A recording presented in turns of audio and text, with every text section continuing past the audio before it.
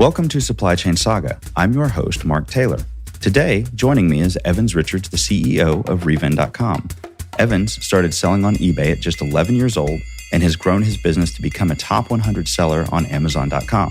He has built his own fulfillment operation, fulfilling over 500,000 orders in 2022 and is on track to fulfill over 1 million orders in 2023. We're thrilled to have Evans on the show to share his insights and perspectives. Let's dive in. All right, we're up. Awesome. Good morning. Good morning.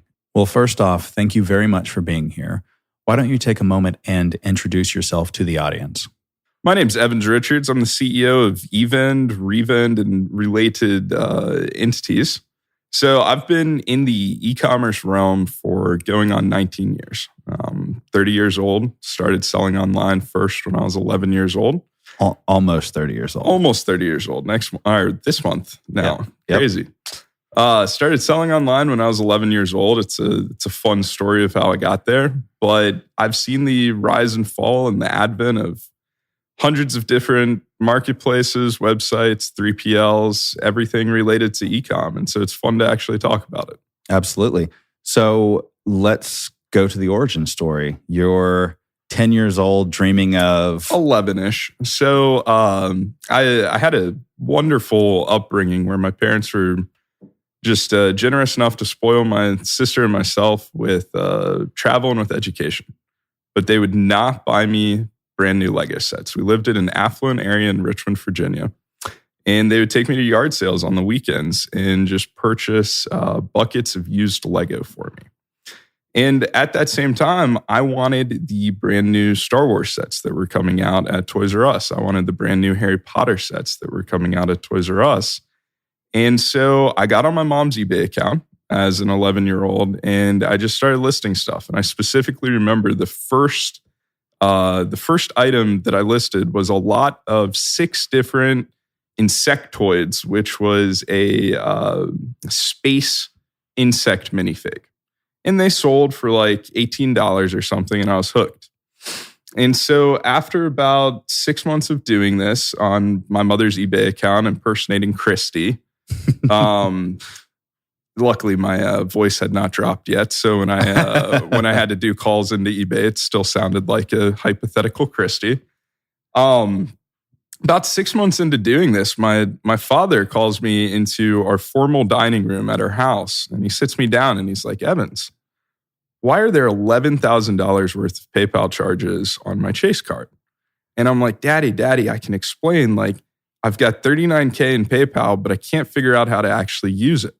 Like, I didn't have a bank account to connect it to. I didn't have this is old school PayPal too. I mean, this is like when it's a basic interface that is storing money for people online.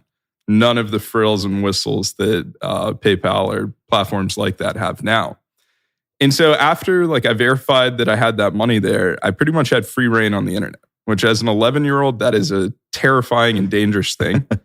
But fortunately, it turned out pretty well for us. By the time I was 15, I was hiring some of my high school friends over the summer, selling mainly still on eBay and a Lego marketplace called Bricklink. When I was 18, I did not get into the university of my choice, and I started doing this full time.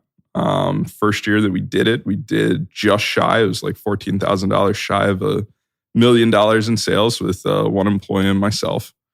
And after that, we just kept growing. We were fortunate enough to be an early adopter over on Amazon.com's marketplace. And then we were one of the first 20-ish companies invited over to sell on Walmart.com. Wow. And by the time we started selling on Walmart.com, that's really when we became a multi-marketplace vendor. And that's really when we started to see some significant growth. Okay. So I got to back up for a minute. 11 years old. What year is this? 2004. Wow. Okay. So 2004, 2005. Okay. So I kind of sunk my teeth into e-com at the same time that episode 3 of Star Wars was coming out. And as just an insane Star Wars nerd and expert really in Star Wars, it was a perfect time for me to get into selling used Star Wars toys. Okay. So I remember old eBay, you had to, digital camera. Mm-hmm. Not everybody had digital cameras at the time. Yep. So you had the wherewithal at 11 to take pictures, learn how to post it online, list it for sale. That very first thing that the insectoid toys, I think is what you said, that very first toy that you sold, were you just, were you watching it? I mean, were you watching it get bid up? I mean, how did it? I listed it. I scheduled the listing to end on, I'd done a ton of product research. Okay. So pretty much like how I learned e-com was I just get into a category on eBay, and every single night I'd scroll through sold for that day. So if I was studying a Lego category, or if I was studying a Funko category, or whatever I was studying, I would just literally every single night go scroll through the sold listings on eBay in that category and just garner an insane amount of product information and price point information off of that. This is prior to a lot of the popular price guides that are out there now for collectibles. And so really you had to see what things actually sold for. I don't think I actually was even monitoring really what that sold for. I listed those. I set up really good listings, took great pictures. This is prior to the invention of smartphones. So I just remember sitting there clicking with like an old Sony digital phone that I think was might have been or not even phone, it was a camera. It might have been my sister's. Not sure, but I remember using that. They sold, shipped them out. This is still back. Some of the purchasing that I was doing online was mailing cash. Like I specifically remember I wanted to buy these custom Lego blasters, Star Wars blasters from a shop in, I want to say, Denmark. It was either Denmark or Belgium. It was called Little Armory back then. And they did these custom D11 Star Wars blasters. And they were like $1 each. And so I had my sister actually drive me to the post office to mail out $11 US cash, which got me 8 plus shipping back or whatever it was at that time.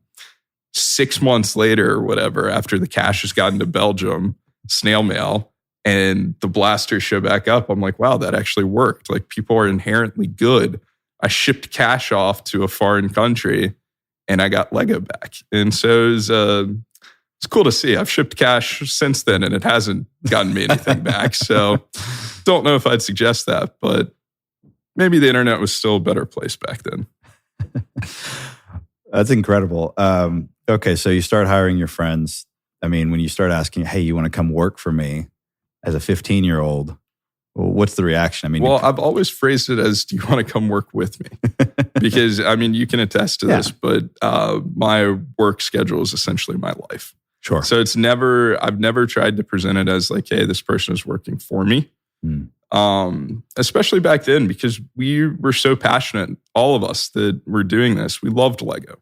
We loved just the nerdy aspects of what we were selling. And we still do. Like if you look at our executive team now on the toy side, we are all still absolute nerds. And so it was fun. We were essentially building minifigs. We were becoming even more subject matter experts in different aspects of Star Wars or Harry Potter or just a wide range of different collectibles back then. And so I don't think it was actually that hard of a sell because you're getting paid cash. We're 15, we're making pretty good money, and we're selling something that we love. At what point did you move over to Amazon was it as soon as they opened up? It FBA? Was not as soon as they opened up. We were actually very hesitant to go over to Amazon because it was a higher fee structure. So we were very used to eBay fees, and this is even back when eBay fees were cheaper. Right. So, we were probably paying somewhere in the ballpark of like 9 to 11% on average on eBay with our power seller status. And on Bricklink, which was the Lego marketplace, our fee structure was about 3%. So we were used to very low fees.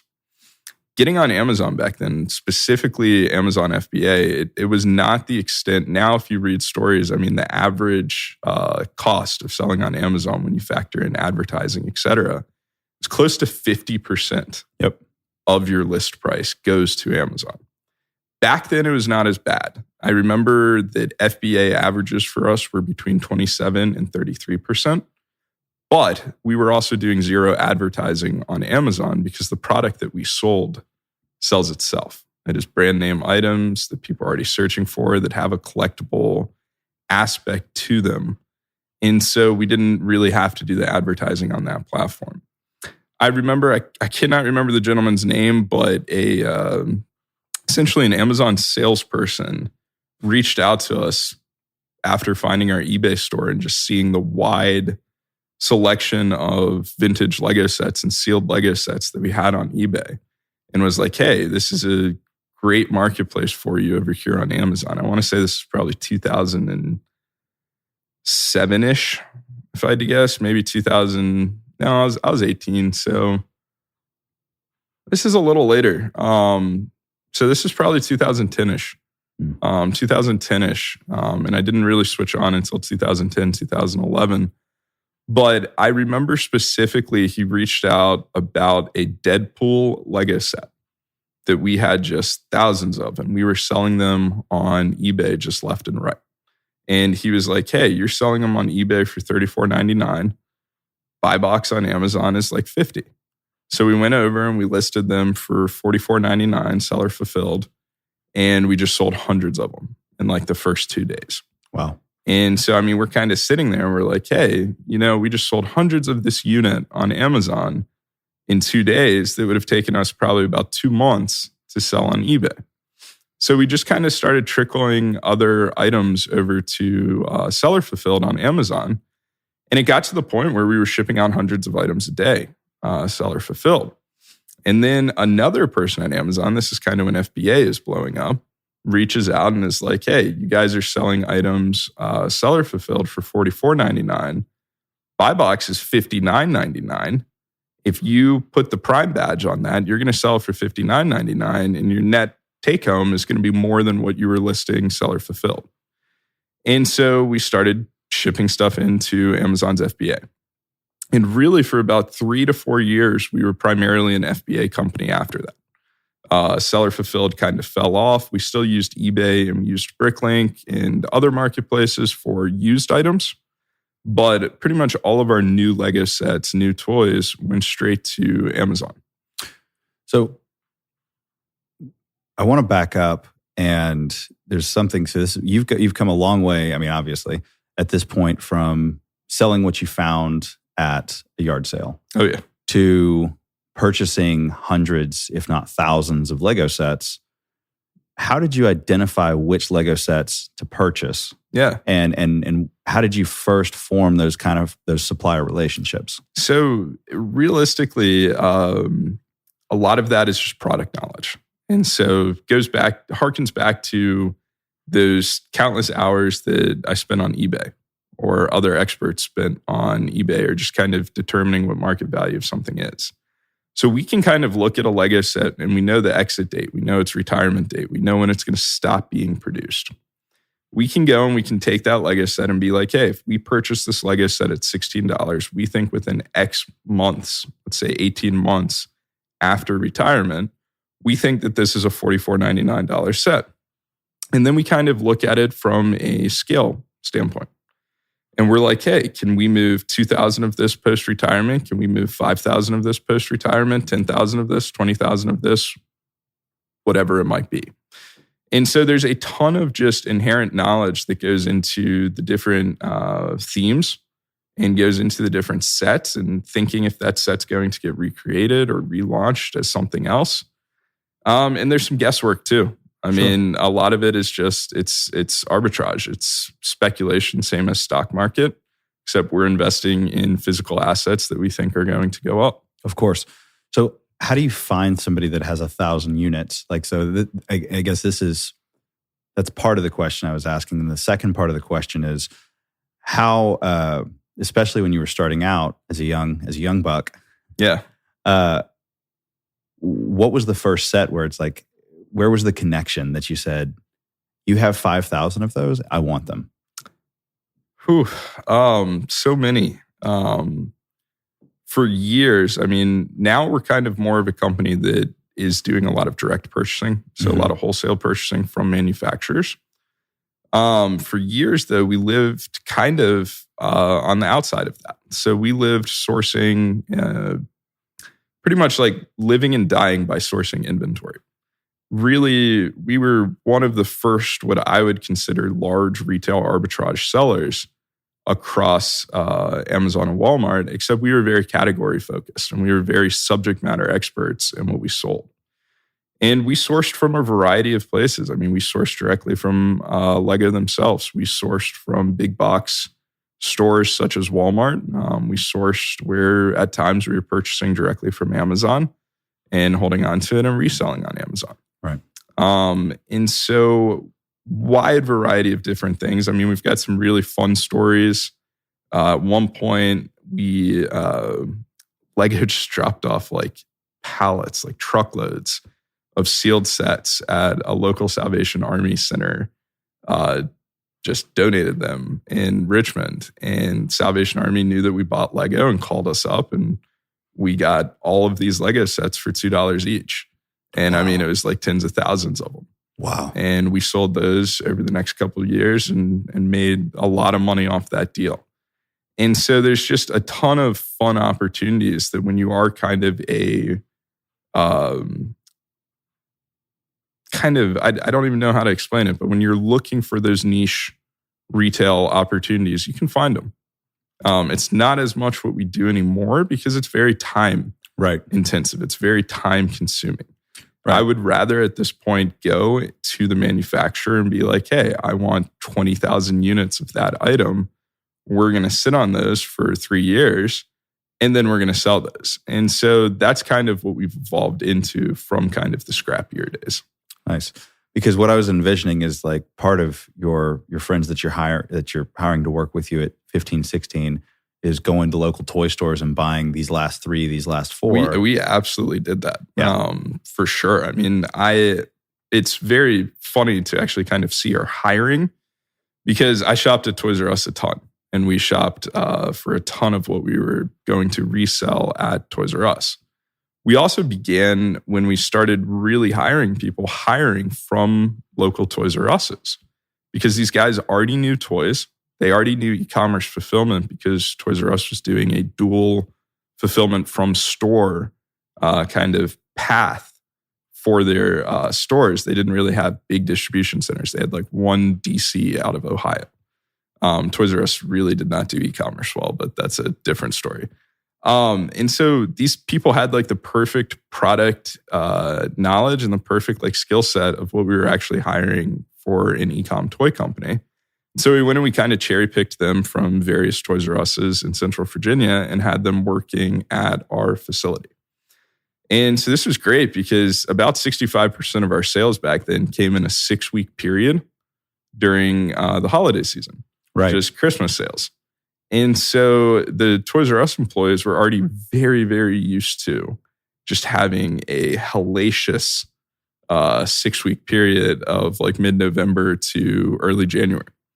And that catered well to us when we were shipping thousands upon thousands of orders 24/7 come Christmas time. So very fortunate there that we got some of our early hires from Toys R Us. A lot of them actually still work with us now. So that's fantastic. So you mentioned that at the beginning, I mean, right when you were making the switch to Amazon, you went directly to Seller Fulfilled Prime. And no, directly to Seller Fulfilled. So yes. Yep. Thank you for making the distinction. So I should actually make a further distinction there. I call it Seller Fulfilled. It's actually fulfilled by merchant. Right. So it's FBM. Right. Back then, though, it was Seller Fulfilled, but that was before Seller Fulfilled Prime existed. Yeah, Seller Fulfilled Prime actually wasn't until many years later. Yep. It's just what I'm used to saying, I guess. Yeah. But you went from fulfilled by merchant and you immediately went to selling a couple hundred units a day and shipping a couple hundred units a day. How did you design your early shipping processes? Oh, it was terrible. So, I mean, this is prior to the advent of even ShipStation, I believe. I don't even know if stamps.com existed. Essentially, we were purchasing our shipping labels directly in Amazon's back end. And so like come Christmas time, I'd be getting into the warehouse at 4 a.m. and I would be individually printing labels and individually cost shopping across the different carriers. And back then, pretty much the carriers were USPS, FedEx, and UPS. That was pretty much the only 3. And so I just remember, trying to print out during Christmas time, thousands of orders in a day. I'd get there at 4 a.m. I'd be printing until like midnight, and I'd just do it again the next day. My entire job essentially was printing and rate shopping during Christmas. And then my coworkers would actually be packing everything up. It was terrible. Doing it that way. We really, though, relied on Amazon to purchase shipping. It was cheaper. They had better negotiated rates. And it stayed that way until we began cross-listing on Walmart as well. When we began cross-listing on Walmart, so we were super early over on the Walmart.com marketplace. And that's actually when we stopped using FBA. So we had gone from doing all of our own orders with eBay to very few of our own orders besides seasonally with Amazon. And then when we cross-listed on Walmart, we couldn't trap our inventory at Amazon. It was kind of like Amazon would fulfill Walmart orders. They weren't like happy about it, but they would through FBA. I don't even know if they do that anymore. I think they do, but I still don't think they're happy about it. But so we couldn't just trap all of our inventory at FBA anymore. We needed diversity across both Walmart and Amazon. Walmart was like the Wild West. Like sales were incredible. There were like 30 of us selling on there. So just anything we listed was selling come Christmas time in the toys and collectibles category. And so we began just doing our own seller fulfilled across all marketplaces. And that's when we actually had to focus on a WMS. That's when we actually had to focus on a shipping platform that could connect between all the different marketplaces, make sure that we did not oversell, make sure that we were actually catching all the orders as they came, and have a central hub to actually be able to fulfill and manage orders. And so what was the first WMS you guys put into play? We tried a couple. I'm honestly blanking on the names. It's been about 10 years now. We tried a couple and we settled on one that we actually still use. And it's going on, I think, 9 or 10 years for us using this WMS. We love them. Great company. It's called Finale Inventory Management. I believe we were one of pretty much their first users. They started out as, I could be very wrong here, but I think they started out as an inventory management software for fireworks. Oh, wow. For like firework distributors. And that's where the name Finale came from. Someone Google this and check me, but I'm pretty sure that's how it worked. But for some odd reason, they were one of the only WMSs integrated into Walmart. Everyone else was integrated into Amazon. We had our pick of WMSs for Amazon, but there were like 3 that were integrated into Walmart, and Finale was the cheapest. We started using Finale. It was absolutely perfect for what we needed. It still is. We still use Finale for a lot of our own e-commerce work now. And we've never really looked back. So we use Finale. We use ShipStation. We use some integrations that tie them together and some custom integrations for stuff that we do. But that was a pretty good package off the back. And it's been fun to see kind of how they've developed themselves over the past decade. Mm. So you started with one order, and then it was a couple hundred a day. And how many orders do you think you're putting out last year and this year? So last year was an interesting year for us. We moved, we consolidated 3 warehouses from Central Virginia down to a 1 million square foot facility in North Carolina. And so our order volume kind of fell during some of the off months. We shipped out probably around 500,000 units last year. This year, I'd say we're going to be shipping out between 1 and 1.3 million units out of our facility here. A lot of that is seasonal, though. So during these normal non-holiday days, we might be shipping out 1,500, 2,000 units a day. Come Christmas time, we can have days that are 20,000 units. It's quite the balancing act to balance the seasonal adjustment. Of course. So going from the brute force method where it's you rate shopping, doing labels, what are some of the biggest lessons learned or aha moments that you've had in kind of being able to ramp up and have that kind of volume? Oh, that's a great question. So many. I mean, and I've seen just so many different issues over the past decades of doing this.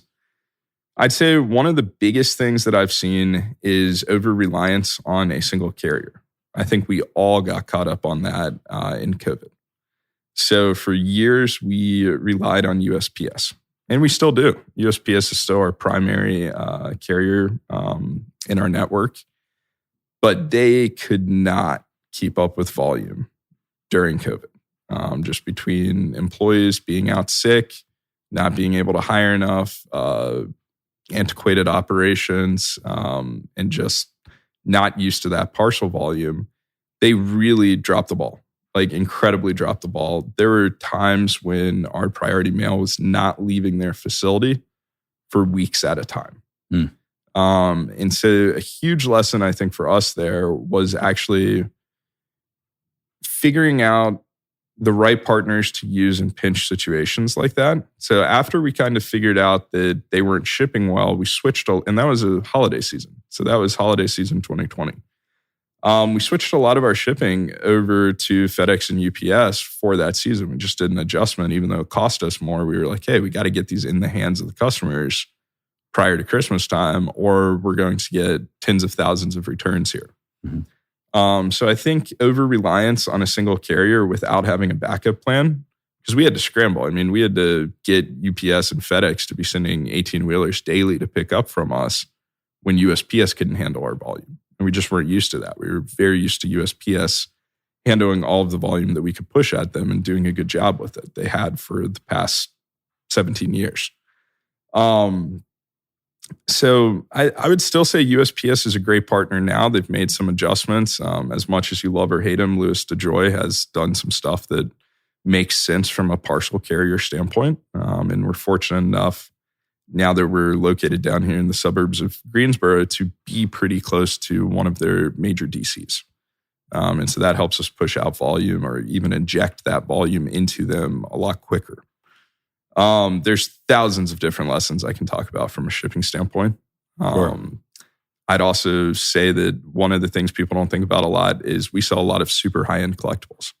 I mean, we're talking packages that could be worth tens of thousands of dollars, and they're small packages. They get lost. They actually get lost. And pretty much no shipping carrier is going to cover those. You can buy as much insurance as you want, but you're getting paid out like $500. So there are some very interesting adjustments that we've had to do there, including roll out our own freight carrier. So we were starting to see, I mean, we did a lot of conventions. Now we do San Diego Comic-Con, New York Comic-Con, like the biggest conventions out there. And we don't do as many of the small conventions. But I specifically remember in 2016, I think it was either 2015 or 2016, we were attending a convention in Seattle called Emerald City Comic-Con. And we thought we had shipped out a couple pallets worth of product to go to this con. And those pallets of product were super collectible stuff, probably worth over $100K. I think it was like $140K or something. They disappeared. So someone in those regional shipping hubs knew what those were worth. And they took them. And we showed up at that show with no product. And we were scrambling. We went to the Funko headquarters in Everett, Washington. And we just bought like $40,000 worth of products. So we had something that we could sell at the show. And that's when we kind of started realizing like, hey, we might not be best served by other people's logistics. We're better at this ourselves. So starting pretty much that year, we began purchasing our own trucks. And we began running our own loads and running loads for people that were also in the toy and collectible space. So if we knew that X, Y, and Z vendor was also attending San Diego Comic-Con and they were coming from the East Coast, we'd be like, hey, we're sending a 26-foot box truck over. There's 6 pallet positions on it that are our inventory. Do you want to send 6 pallet positions too and just pay us? And we quickly realized that like, hey, this is covering the costs of us doing our own transportation. And in some situations, we're making money. And that's kind of one of the ways that we started getting into logistics for others. It has developed from the trucking side from there to where we are a licensed motor carrier now. We have a fleet of different 18-wheelers and 26-foot box trucks that go all over the lower 48 doing work for ourselves, vendors, and third-party companies. So. Outstanding.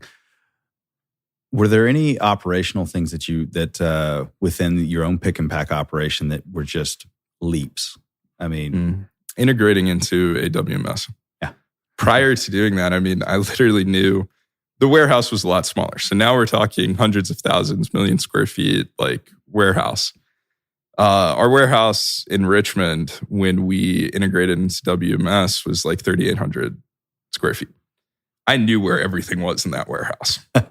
We actually it was terrible. I mean, we had spreadsheets that were color coded.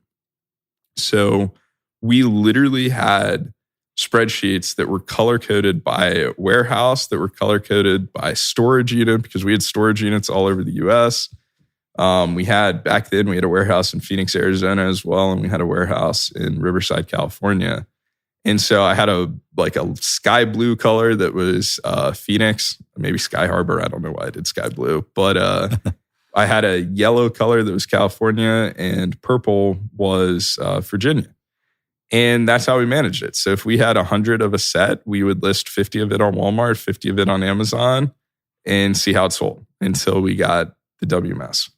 Getting that WMS and having the ability for it to speak to all of the different marketplaces that we were on, like the cross-listing ability, and actually have accuracy when it came to orders, when it came to inventory, sales volume, and the integration into a shipping platform is really when we became a pretty efficient operation on our own.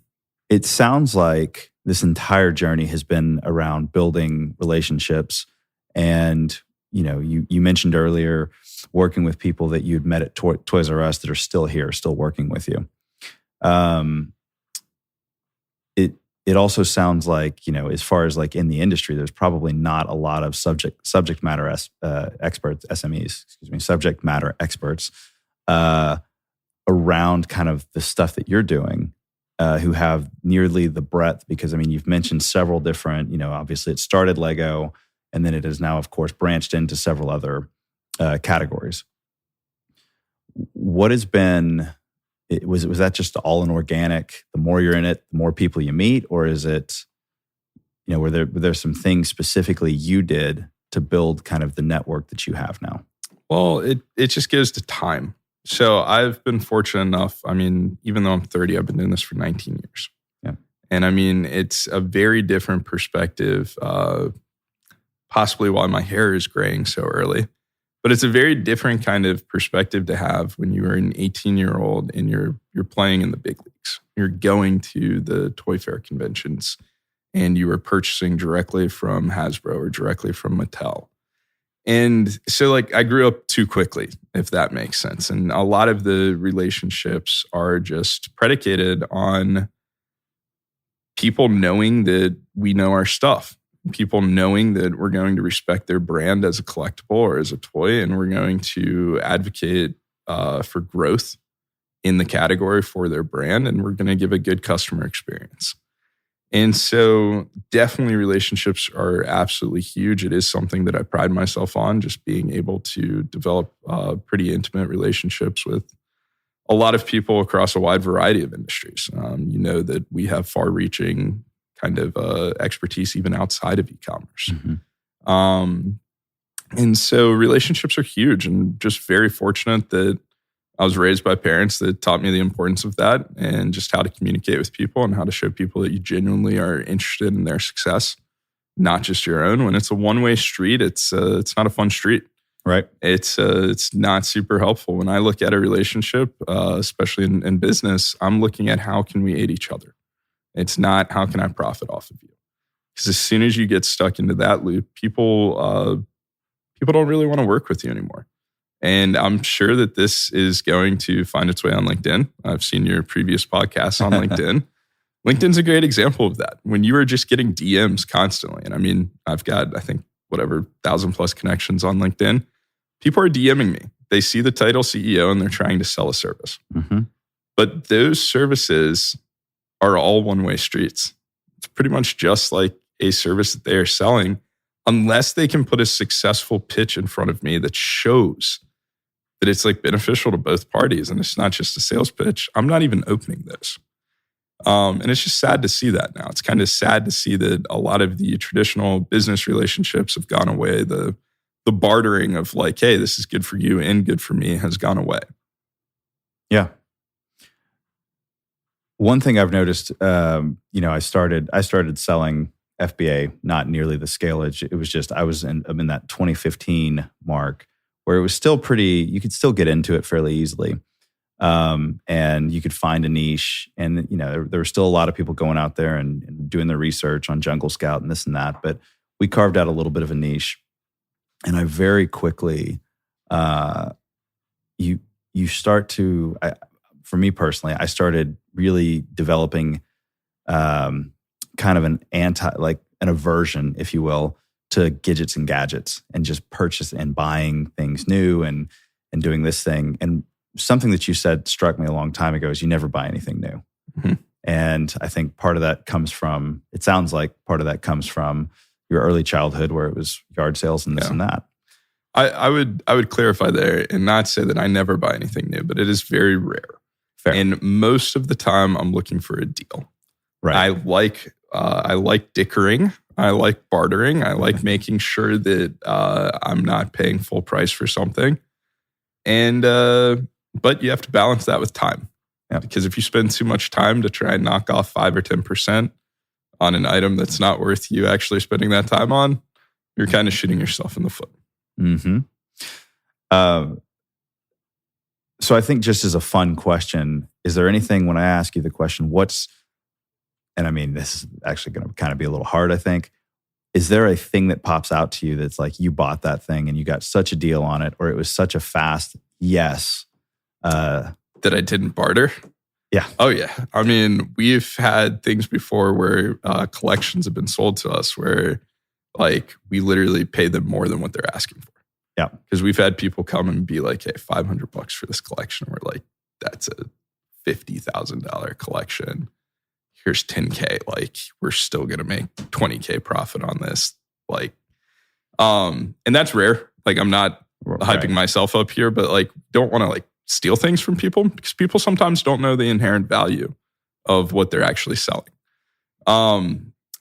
Gosh, there's so many examples because like my entire life has been built off of taking advantage of opportunities in a product marketplace, essentially. So thousands of things. Like, I know I keep saying that, but literally when you've been doing this for 19 years, and I was the head purchaser for probably 15 of those years. I don't do as much of the purchasing anymore, but thousands upon thousands of things. So as you brought people on to take over that role, because I mean, obviously now that other subject matter experts. It's other subject matter experts. Yep. So literally the 2 main people in the company, 3 main people in the company that handle buying for us have been doing this for almost as long as I have. And so they are and they have different skill sets.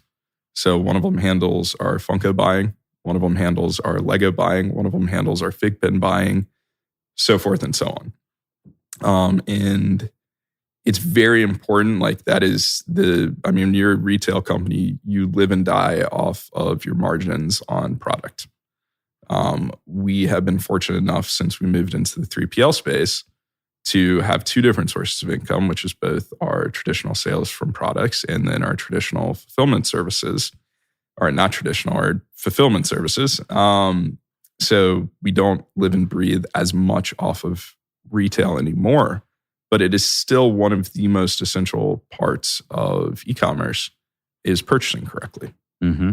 So very hard for me to give that up, by the way. It took me years of comfortability and just faith and trust in these people to be able to slowly transition them over. Two of our main buyers now have been with me for over a decade. Wow. I mean, there's a really nice theme of you meeting people very early on. Yeah. And now they've been here. Yeah. We tend to, when we find a good person to add to our crew, we try not to lose them. Yeah, that's fantastic. That's great. So let's have a little fun. Let's say that you had to start over knowing what you know today. 2023, $25,000 to your name. Mm-hmm. What do you do? How do you do it? I don't get into e-com.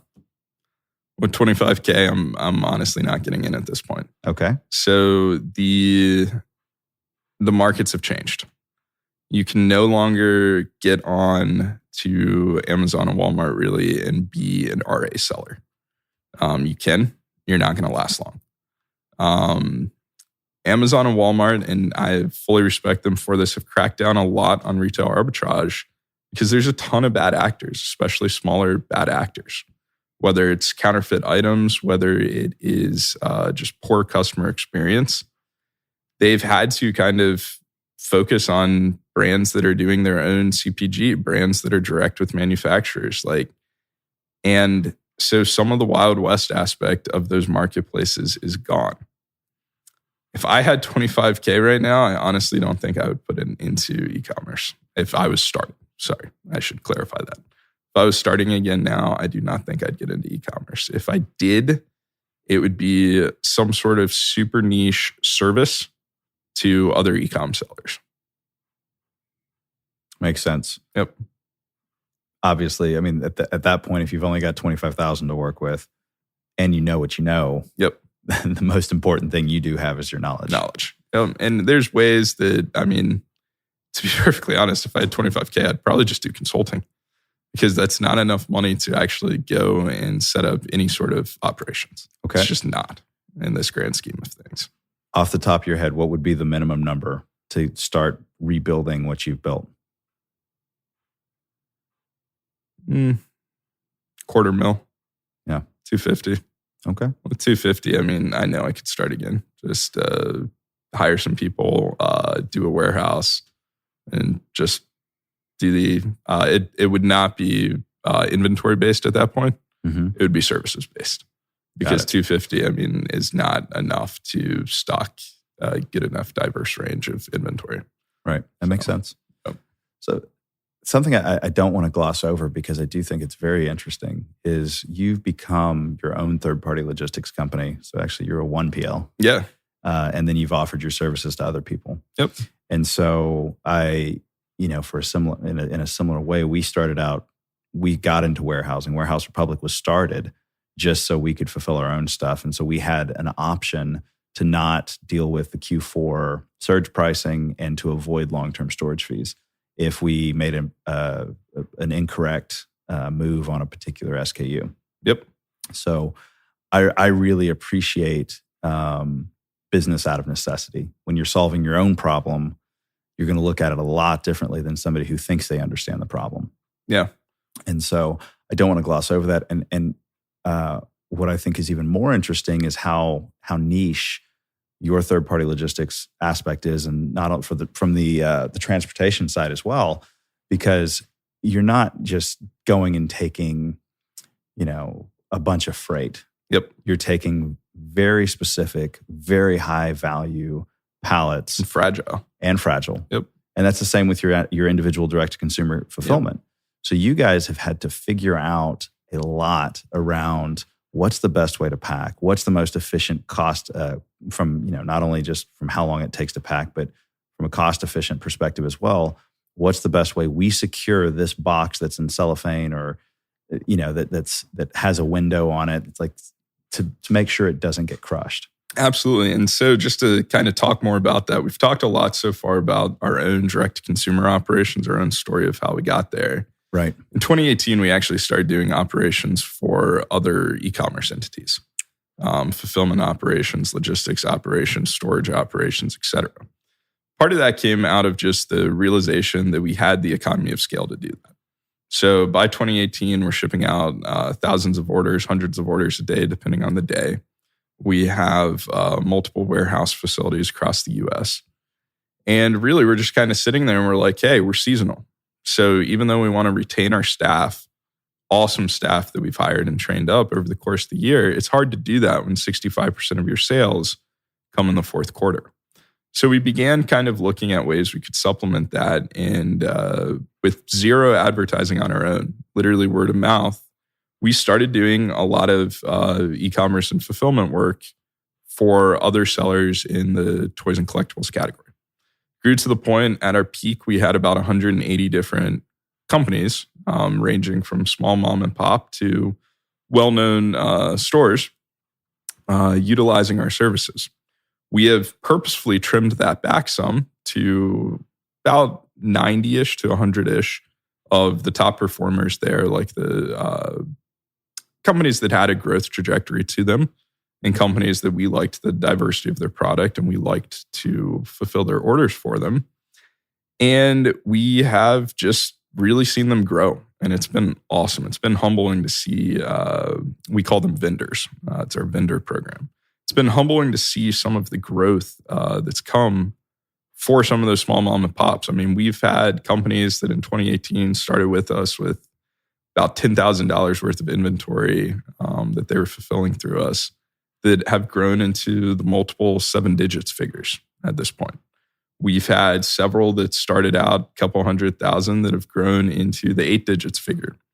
And it's just really cool to see that because a lot of these are actually like American dream stories where it's small mom and pop stores that have gotten on the internet and had exposure to e-commerce and have just seen their lives change and their livelihoods change. Yeah. So it's been fun and it's very niche. I mean, we go out of our way to not really onboard things that we're not super comfortable selling. The majority of what we sell is toys and collectibles, high-end fashion or high-end streetwear, fragile stuff, and just things that we're actually passionate about. When you say high-end streetwear, you mean like limited edition sneakers and stuff? Pretty like much. Yeah. Sneakers, t-shirts, Supreme stuff, what have you. So, I mean, we're an expert at selling on marketplaces that stuff sells on. StockX, whatnot, a lot of different marketplaces like that. So we have no problem actually selling that stuff and doing the fulfillment work for that stuff for vendors. Right. I'm always amazed when we talk. You mentioned another marketplace I've absolutely never heard of. Mm-hmm. And so as we look to the future, what are the things that what are you most excited about? It's kind of a 2-part question. And then who do you see, to the extent that you want to answer, as kind of the next e-commerce juggernaut? Who's making all the right moves, it seems like? So I'll put it this way. I started as an eBay seller. Don't discount eBay. Okay. There are very few profitable companies in the e-com realm. Consistently profitable, cash flowing companies. eBay is one of those companies. eBay has made a ton of rational decisions in my history of selling on eBay. I think that there's some stuff that they're working on over there that can be huge, that they have the target audience to actually kind of really succeed with. And I think eBay is going to come out swinging here over the next couple quarters with live commerce and some other stuff that's really going to put them back on the maps for a lot of Americans that haven't been shopping on there as much anymore. We're very bullish on eBay. I'm also very bullish on Walmart. Walmart started much later than Amazon did with its third-party marketplace. They have made leaps and bounds to try and catch up. A lot of that, some of it's been successful, some of it hasn't. I think Walmart's got a good future. If Walmart can figure out how to really capture, which they're getting better at, how to really capture the 6,000 plus stores that they have within 5 miles of like 85% of Americans as direct-to-consumer fulfillment operations, it's going to be very hard for any company to compete with that. Right. Like literally any company. So I think Walmart has a good track record. I think we've seen some missteps recently from Amazon. They overexpanded. Their fees are creeping up to the point where it's very hard for new CPG brands to kind of grow there. And that was their bread and butter. Amazon was there to grow small businesses. And they still are, in a sense of they have the customers. Yeah. So small businesses have to utilize Amazon for that customer base. But if Amazon can't find a good balance between fees and customer exposure, and I think some of that is coming from Amazon is being forced to raise fees and raise cost of selling on there because of their own overexpansion. I mean, if you look, they just announced that they're halting their plans to continue building HQ2 in Northern Virginia. I mean, they've laid off 20,000 people over the past, 4 months now? And I still have a ton of faith in Amazon. They've got an incredibly good leadership team. They've got a lot of really powerful tools in their arsenal. They've got really well built out logistics. I'm very interested to see what AWD does to our industry in general. I think they could be a huge threat to the overall 3PL industry. And I think there's going to be some massive impacts there. I mean, when Amazon gets into logistics and distribution, they're good at it. They're very good at it. And there's always going to be niche things that they're not going to be good at. But just the general 3PL work, I think them having AWD is going to change some of that. Just for clarification, for anybody listening, AWD stands for Amazon Warehousing and Distribution. So just to put that out there. And it's essentially Amazon's take on, Amazon had extra space. We just talked about overexpansion. They had extra space, extra, maybe not employees, but extra room to house items. I think they're struggling somewhat on warehouse workers. But AWD is essentially their response to that extra space, growing a third-party logistics platform. Yeah, and I believe if you are in their position, it makes a lot of sense. It seems to. For sure. And the first guest I had on the podcast, who's very well informed in the industry, he said that, a lot of Amazon's outstripping talent that could actually open up the fulfillment centers. Correct. So it wasn't necessarily that they couldn't fill the space. It's they couldn't get the operation up and running. Oh, they can easily fill the space and charge those storage fees, and they like doing that. Right. But I do think they're struggling from a personnel standpoint. This is all hypothetical. Anyone from Amazon listening, feel free to correct me. But we see those trends kind of ourselves with just watching Amazon's expansion. Yep. So very bullish on eBay, very bullish on Walmart. I'm still bullish on Amazon. I think they've got a few things that they need to fix. I think Target's got a rough path in front of it. I think Target had a really good opportunity about 3 years ago to expand their marketplace. And instead, they went with like a cascading waterfall marketplace that I think only has like 500 or 600 sellers on it. I understand that they're trying to be very selective, that they're trying to just have the top name brands on there that represent the Target brand. But unfortunately, I mean, there's a reason that Walmart and Amazon are going for SKU diversity and a wide range of products and a depth of product. Because you cannot support just the overall growth and logistics growth that you need in e-com without that. Right. So I always like to say Amazon crowdsourced their self-proclaimed "we're the everything store," and they did that through crowdfunding a bunch of entrepreneurs. And then it kind of harkens the Batman quote where it's like, "You either live long enough," and I don't know if it probably did not originate on Batman, but that's where I draw it from. You either die a hero or live long enough to see yourself become the villain. You're drawing it from the best Batman trilogy too. So thank you. That's all that matters. And that means a lot coming from you. But so much of what they've touted is, we're providing all these small businesses the opportunity to grow, the opportunity to become an entrepreneur. I think that narrative internally has kind of become the villain, because part of cutting costs and everything like that to support 2 million sellers, 4 million sellers, is incredibly expensive. Well, I wouldn't say that, because they're still the hero of our story. Like, without Amazon, we would be a much smaller company if we'd even exist. I mean, I don't know if eBay could have sustained us to get through until Walmart Marketplace existed. Right. So Amazon is still kind of the promised land for a e-com seller. I think, though, that there needs to be a better balance there from a fee standpoint to a customer acquisition standpoint. Certainly. And Amazon is making strides. I mean, I was fortunate enough to be invited by Amazon to attend Executive Seller Summit in Seattle last October, which the top 100 Amazon sellers gather there. And we get to have some fun interactions with everyone ranging from Dharmesh to Claire to just a lot of different leaders at Amazon.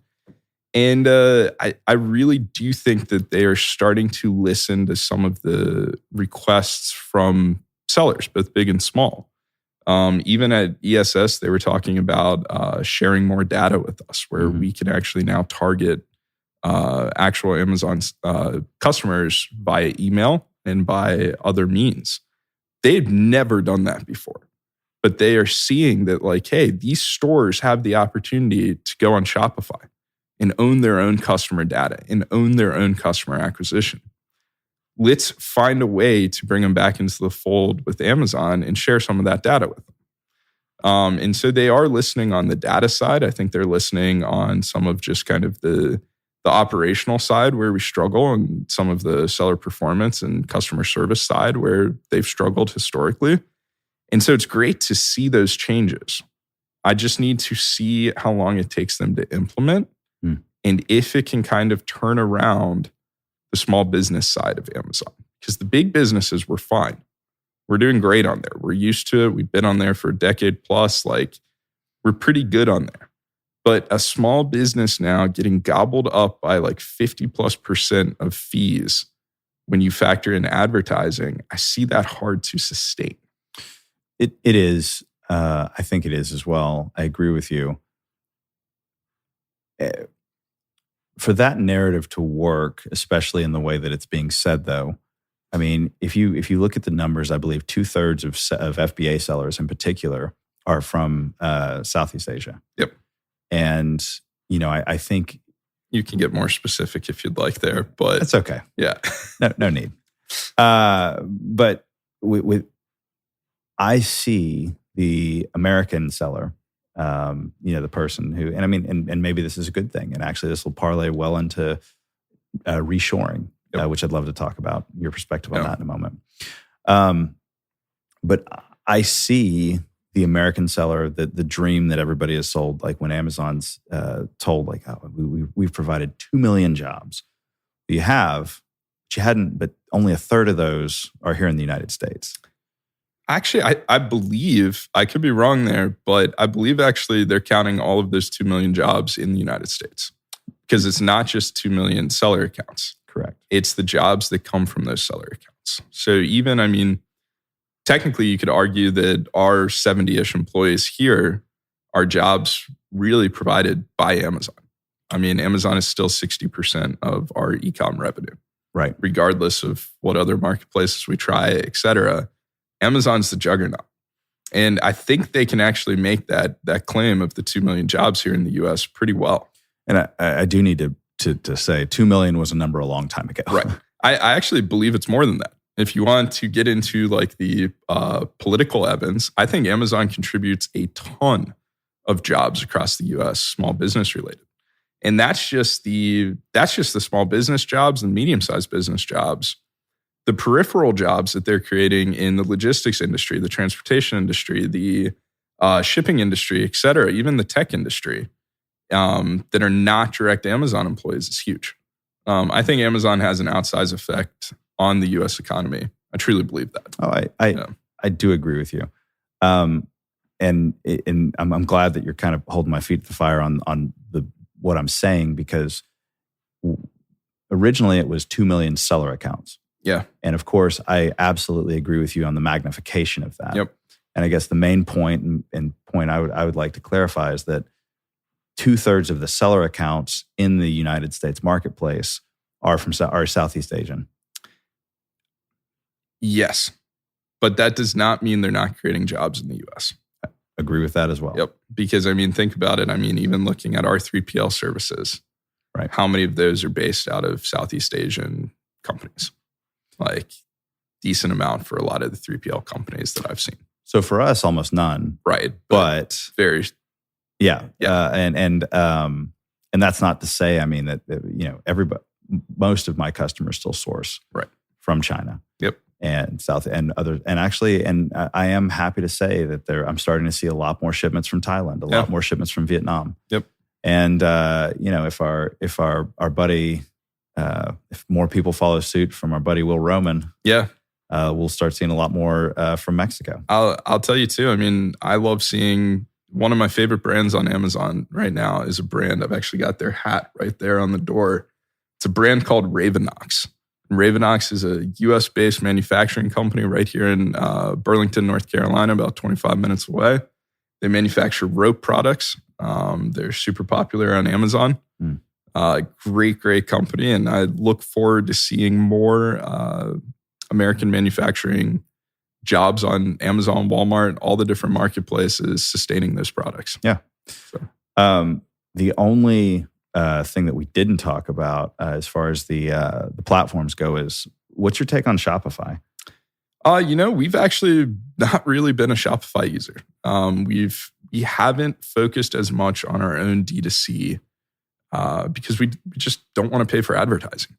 When we sell products that are already sought after by consumers, it's so easy to sell them on marketplaces. It's actually harder to sell those same products on our own direct-to-consumer site. We are starting to use a Shopify storefront just to do limited edition drops.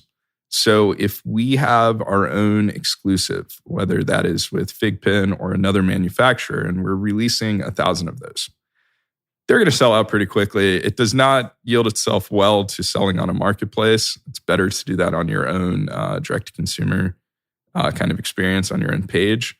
So we are using Shopify for that. Fantastic platform, super easy to use, incredible UI UX user experience for both the seller and the customer. I think Shopify is a great company. I think they are very blatantly making some mistakes with their acquisition of Deliver. I do not think that was a good acquisition for them. I also think that some of their integrations with Amazon are possibly a Trojan horse for Shopify. Like if Shopify is the anti-Amazon and they're integrating Amazon Pay and they're integrating Amazon FBA checkout and stuff like that onto their actual site, they're giving up a lot of that independence from Amazon and they're giving up a lot of that customer data and stuff like that back to Amazon. And Shopify makes its money off transactions. To hand that ticket, that golden ticket of their transactions and customer data over to Amazon just for ease of customer use, Shopify was already pretty easy to use. I don't know if they needed to do that. And it's very interesting to me to see them do that. So like I said, I've been in this for 19 years. I've seen the missteps and I've seen the successes of a lot of companies over the time. And I'll tell you, most of the successes I've seen are at the Amazon level. Most of the missteps I've seen are at the companies that tried to go up against Amazon. Mm-hmm. I'm worried that Shopify had just such a incredible expansion period during COVID. And they're trying to sustain that growth. But to do so, I think they're sacrificing some of the independence that made them Shopify and that made them the anti-marketplace platform. It's funny because you call them the anti-marketplace platform, which I think is industry-wide. That is the kind of the role that they want. I happen to think that if they turn themselves into a marketplace, they refuse though. I know, but they should have done that years ago. I mean, if they had turned themselves into a marketplace, they actually would have been a viable competitor to Walmart and Amazon. They would have been the number one positioned, in my opinion. Yep, and they refused, and I think they're going to continue to refuse. So. Yeah. It's interesting. So there are a couple trends we're seeing. Re-commerce. Mm-hmm. You were probably the first person I ever heard say that word. Yeah. For the listener, there's thousands of different definitions of re-commerce. But in general, re-commerce is reselling something that was either returned, excess inventory, refused, refurbished, a lot of re's there. We love re-commerce. It's not something we really practice across major marketplaces because you want to be selling new items to consumers on Amazon or Walmart. But I think there's a huge market out there for re-commerce. I mean, you even see it, I guess really the first place you saw it gaining prevalence, well, the first two places were electronics and fashion. Because when you have a Gucci bag that's sold for $10,000, but it's still worth $8,000 10 years later, there's a market for that. It's a huge market. It's the same thing with used Lego. I mean, essentially, I've been doing re-commerce for 19 years then because I started selling value-added toys and collectibles on eBay, et cetera, back then. I think that there is a lot of room for a good re-commerce company to still emerge and take market share. There's some good ones out there. There's been some innovative stuff done by Optoro. There's been some innovative stuff done by several different niche re-commerce companies in different categories. But solving the re-commerce issue and really the return issue, returns are skyrocketing right now from consumers. So many billions of dollars worth of stuff is literally getting trashed. Solving that issue is not only good for just the bottom line of companies, it's good for our culture. It's good for the consumers in America. It's good for our environment. It's good for literally like everything. So the people that are passionate about that, I have a ton of respect for. I don't think anyone has fully hit on how to deal with that kind of volume yet. Return volume from Amazon and Walmart is just absurd. Like, people don't even realize like how much stuff gets returned on a daily basis. I don't even think I realize. But I'm very excited to see where that field goes over the next decade. Yeah, it'll be very interesting. The logistics piece of it, as you know, I mean, it's not predictable. Yep. I mean, over enough orders, of course, you can predict. Okay, we're going to have 5%. We're going to have this. We're going to have that. But you can't predict what it is. You can't predict the sizes. You can't predict where it's coming from, which warehouse. Like, I actually think it's very unpredictable, and that's why no one's figured it out yet. Yeah, and you know, it's almost like you'd want to set up in whatever market is the cheapest warehousing market out there.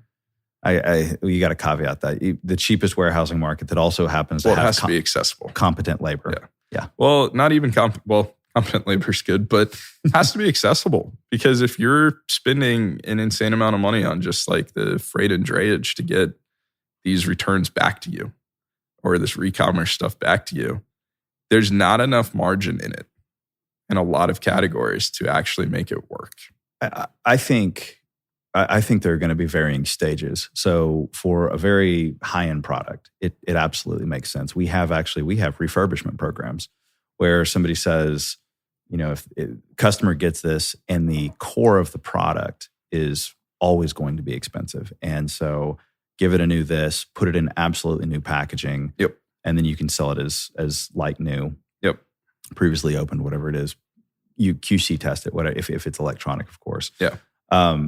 And I think it's even going to be part of that sales cycle is going to say, look, you're now losing, you know, on that particular product when you take into account shipping both way or shipping even one way, cost of goods on the product, you're losing 60% of whatever, because you're refunding the entire amount. Yeah.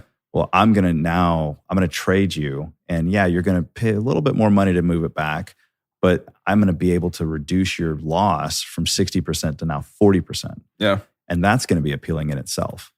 Well, honestly, I think another thing that we're going to see is we're going to see return windows tighten up. Absolutely. I think we're going to see policy changes on some of the, maybe not marketplaces, but seller level and sellers' own stores. Yeah. Like, we've even considered doing some policy changes for collectibles that get damaged by the customer. Right now, we pretty much have like a no questions asked return policy and refund policy where we will, on our own website and on marketplaces, customers essentially always right. But we see such flagrant abuse. And I mean, it is terrifying the amount of abuse that we see on the internet because of that. I do think we are going to have to crack down, and a lot of retailers are going to have to crack down on bad customer behavior when it comes to returns. It's not productive for us. It's not productive for the economy.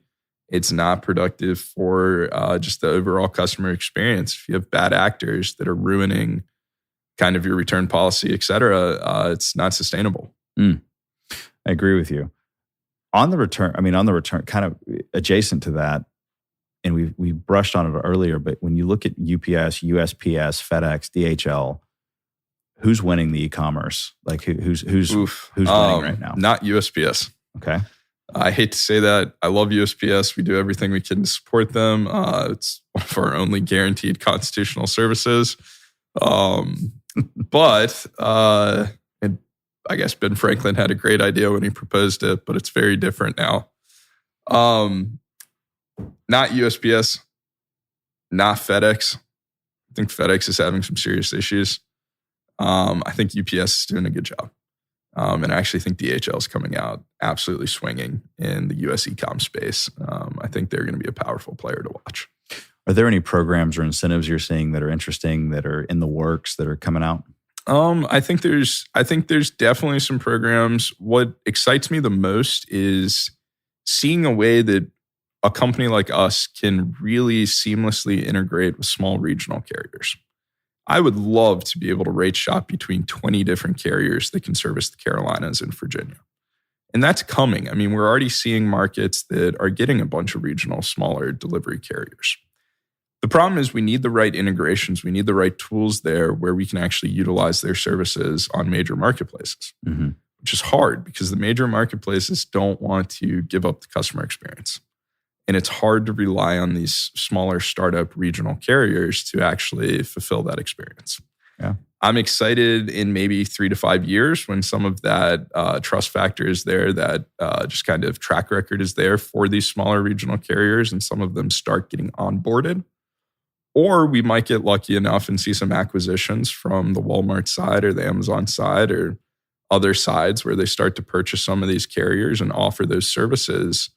Or Amazon, I think Amazon's planning on offering its delivery services at some point here soon to major sellers. I think they already do in Chicago and a couple other markets. That's something we would utilize. I mean, they have a great logistics infrastructure built out. And as long as it's cost competitive, there's no reason we would not use that. Yeah, that makes sense. Do you, from your perspective, what is the ideal 3PL of tomorrow look like? Communicative. It's a huge one. Organized. Universal universal WMS software that actually really integrates into all the different platforms that sellers are on now. It is not a 3 or 4 platform race anymore. It is hundreds of platforms. And I think that's kind of where things are predicated towards the future. I think a kind of a dual threat 3PL, dual threat, I almost said C3PL, which not right. But I think a dual threat one that kind of realizes modern trends in the internet realm. It's hard because a lot of 3PLs are focused on fixed assets. They're focused on warehousing. They're focused on trucking. It's an old school mindset for a lot of 3PLs, and it has to be. They have to profit. They have to cash flow each month. They're not, well, I shouldn't say they're not VC backed. A lot of the bigger ones are now VC backed. And private equity. But the smaller ones, like it's cash flow. It's making money. It's sustaining those jobs in your warehouses. It's really just dollars and cents. But I think that there needs to be more of a just kind of modern technology push behind them and more of an actual like ability to see trends in future e-com, because e-commerce is always changing. If you are not adapting in this industry, you're dying. And I mean, I can speak to that fully. Over the past 19 years, we have switched business models multiple times. We've changed like core precepts of our business as things have changed in the e-com realm. And I don't see the same thing happening necessarily with 3PLs when they should be adjusting. So I want to dig into that because, when you say see trends and adjust and have forward-looking data on what's happening in e-com, we can only respond to what our customers are putting in the warehouse. Correct. So, a lot of the onus on that is on the customer. So maybe go into a little bit like what do you mean? Well, I think I have a different perspective, and you might too, because we started as customers. Right. We started as people that are actually selling. And so for me, it's very hard to relate to a traditional 3PL that doesn't even know the terminology that I'm talking about in the e-com realm. If you can't stay abreast with what's actually going on in e-com, you're going to die. Or you're going to have someone switch out of your services because they want someone that actually understands what they're doing. Whether that is live commerce coming up, whether that is just the preponderance of direct-to-consumer brands that are coming off of personalities and coming off of celebrities and influencer brands, et cetera. There's going to be a lot of things changing here, I think, about how Gen Z and other upcoming populations shop. And it's going to be very different from how our generation shopped and how baby boomers shop online. And I think if you're not reading those trends and kind of getting up to snuff with them as a 3PL, you're going to be suffering because you're being reactive. I do not think being reactive in business is the right way to operate. You need to be proactive. You need to be figuring out, hey, what is the next best marketplace? How can I be one of the first 3PLs integrated there? It's like what Finale did with WMS for us. They were integrated into Walmart. They got us and hundreds of other sellers to utilize them. And I think a lot of us still are. So it seems and I do not mean this in a negative way. Although it's going to come across, it sounds like there's a little bit of conflating going on between the WMS, which is responsible for the actual technology Correct. Of it, and the actual physical operation of the 3PL. Don't disagree, but the 3PL needs to be utilizing the right WMS. The 3PL needs to be utilizing the right tech stack to actually attract the clients. What we're seeing is a lot of 3PLs that are just never evolving. Yep. I mean, they're just utilizing the same old. Even us, like we've had to utilize different tech partners to integrate into other platforms. And that's kind of where like the stale, you can't just do the same thing over and over, I think is what I'm trying to say here. Yes, and I agree with that. And it almost felt like somebody sneezed on me when you said, you got to make sure you're using the right WMS because the pain associated with switching. Oh, it's terrible. Retraining a team and just getting your team back to a level. Competency level, that they have with, your legacy system. I mean, imagine if you guys switched off Finale. Oh, I mean, we've literally looked at options that integrate into some platforms that we want. And instead we've just gone to Finale and been like, hey, please integrate. Because it's a lot easier if you integrate than if we switch. And I think you're using I know which one you're using. I think it's a great one.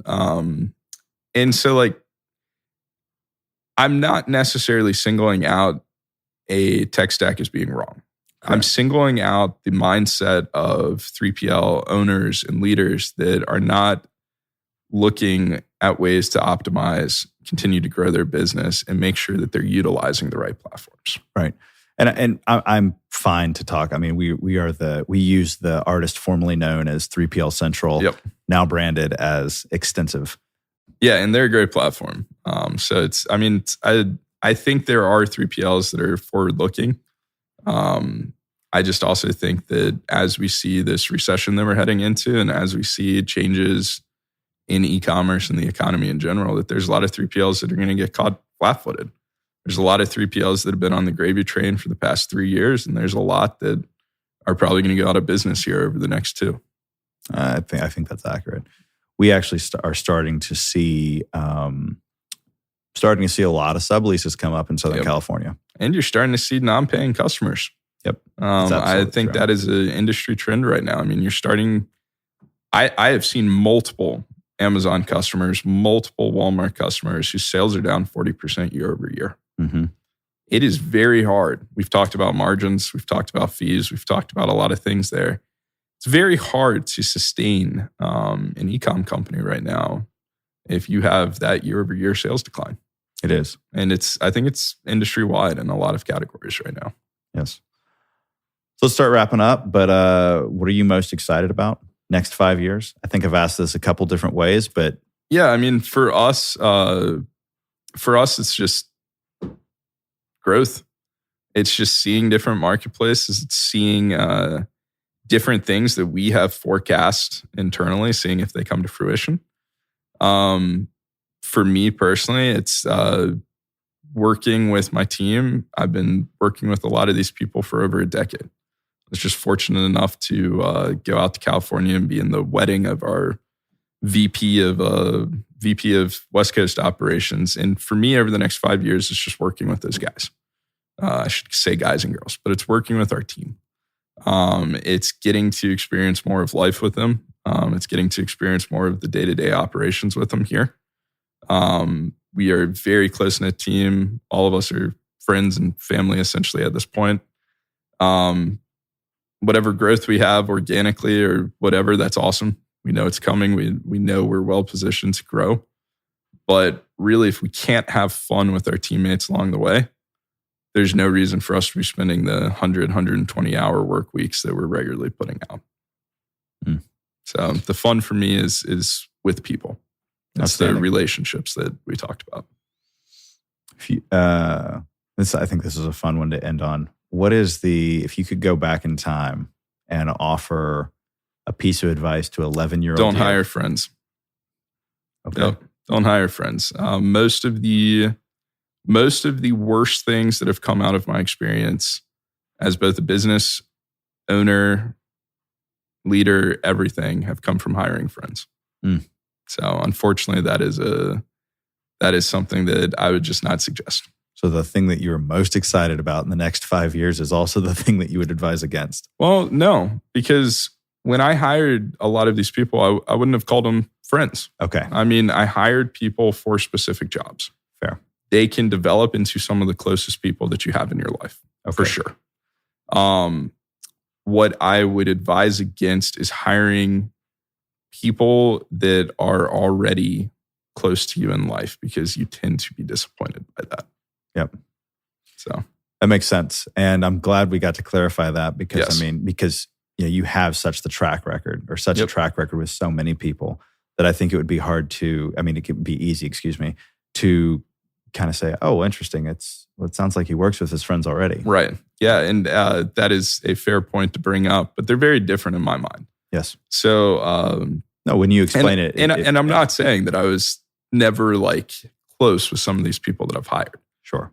But it's very different from hiring a childhood friend to hiring someone that you respect them and love them as a person in your company, and they develop to become one of your closest friends. Right. So our two VPs in the company, I've been the best man in one of their weddings and a groomsman in another.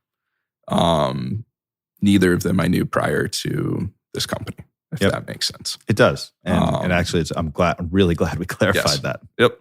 Yeah. Well, look, this has been fun, informative. It took a bit of a, I did this intentionally because it's impossible to look at the entire supply chain saga without taking into account, the people that we're working for and with. And you have such unique perspective as it relates to being first an e-com seller, fulfilling on your own, creating your own, doing your own aspect of logistics. And, I think, from my perspective, when somebody says retail arbitrage, I'm thinking the guy that knows, or the woman that knows that they that XYZ shopping center is shutting down, right? Yeah. And they buy everything for 20%, for 20%. Then they go and relist 1,000 different items, and they never sell those items again. And that is not a sustainable form of retail arbitrage, in my opinion. If you ever want to get sleep or ever want to not hustle or have a flywheel, it's a hustling form, and you can make a ton of money in it. We did a lot of that stuff when we were smaller, and we loved it. It's some of the most exhilarating time I've had in e-commerce. Mm-hmm. But to build a sustainable cash flowing, net income positive company that is actually acquirable someday, retail arbitrage like that is probably not the best way to go. Got it. And I've lied because I'm going to ask you one final question on the way out. Where do you put $1 today to turn it into to as much as you possibly can tomorrow? It's a great question. Honestly, just investing in our team. We've got a fantastic team now of individuals that I can actually rely on and that can take some of the burden off me in different categories. Investing that money into them and letting them grow the company is probably the best dollar for dollar that I'm going to get. Outstanding. And then now for the listener, you put your investment advisor hat on. Where do they put $1 in your team? Not the bank with inflation, but also not the stock market. I'm in love with commercial real estate right now. Even though interest rates are high, I think there is still opportunity to purchase commercial real estate that you can cash flow very well off of. Mm-hmm. When I say commercial, I'm really talking about industrial and warehousing. I'm mainly talking about that. So real estate, it's a hard market to get into and it's a steep cost. So dollar for dollar, it might not make sense for everyone. But real estate's probably going to be my answer. If not, just start your own company. Even if you fail on your first 3 tries, you're better off if you succeed on one of those tries than working any pretty much like corporate job or anything you're going to get. Love that. I really do love that. And I lied again. If there's one item out there that's currently for sale that somebody can go out there and purchase it on Walmart or Amazon or something like that, leave in the packaging and sell someday. I just wouldn't advise it because if you're not, most of those guys would be gated on Amazon, Walmart, StockX, wherever they'd be trying to sell it. I'm talking about like a specific, like buy a couple of these and you can one day flip them on eBay. Oh gosh, probably a direct consumer bigger Lego set. Yeah. There's a couple cool ones right now. Some of the Star Wars ones. One just came out that I actually really want to build. It's Rivendell from Lord of the Rings. I just probably will not have the time to build it until like 2027 or something. But I really want to build it. But I'd say direct consumer Lego sets that are going to retire within 2023. All right. Well, look, I can't tell you just how much I appreciate you sitting down, opening. I mean, it's especially at 6 a.m. Yeah. But this was a great way to start the day. Absolutely. It's fun. I love your entrepreneurial journey and the story, and very happy that we've found the ability to work with each other. Yeah, it's exciting. I'm just excited we cross paths. Absolutely. So thank you very much. And yeah. Awesome. Thank you, Mark. Good luck with your podcast. Thanks.